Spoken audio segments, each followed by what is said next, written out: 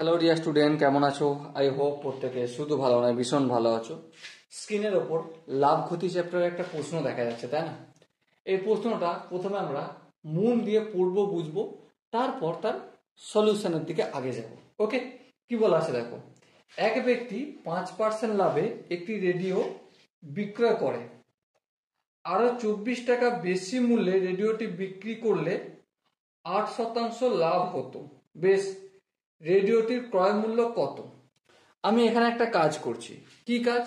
আমি রেডিওটা ক্রয় মূল্য ধরে নিচ্ছি। আমি ধরছি ক্রয় মূল্য হচ্ছে আমার এক্স টাকা। কত টাকা? এক্স টাকা ক্রয় মূল্য। আচ্ছা, এবারে কি বলেছে? রেডিওটা বিক্রি করেছে কত পার্সেন্ট? 5% লাভে রেডিওটা বিক্রি করছে। আচ্ছা, 5% লাভে যদি বিক্রয় করে তাহলে বিক্রয় মূল্য কত? 5% লাভে যদি বিক্রয় করে বিক্রয় মূল্য হবে এক্স টাকা প্লাস এক্স এর 5%। এবার এটাই যদি ক্যালকুলেশন করি, এক্স প্লাস এক্স ইন্টু এর বদলে ইন্টু 5/100। আরেকটু যদি ক্যালকুলেশন করি আমি 105x/100। আরেকটু যদি ক্যালকুলেশন করি 5×20 = 100, 5×21 = 105। তার মানে 21x/20 এত টাকায় বিক্রি হওয়ার কথা। কিন্তু কি বলেছে?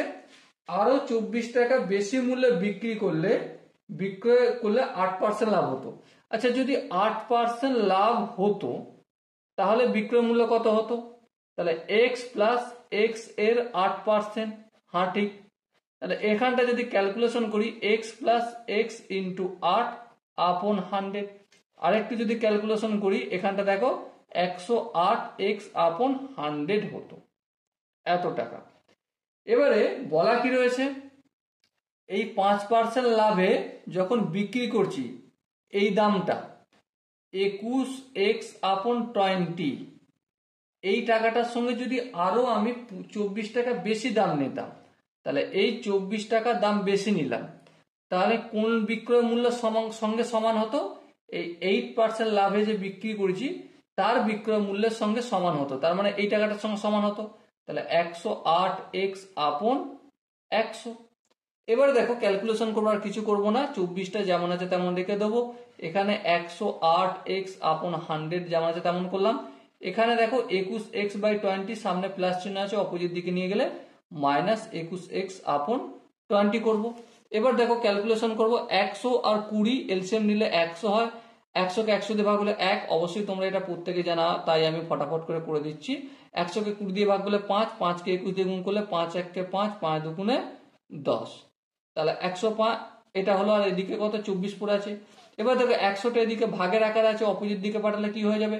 অবভিয়াসলি গুণের আকারে। এই গুণের আকারে করে দিলাম।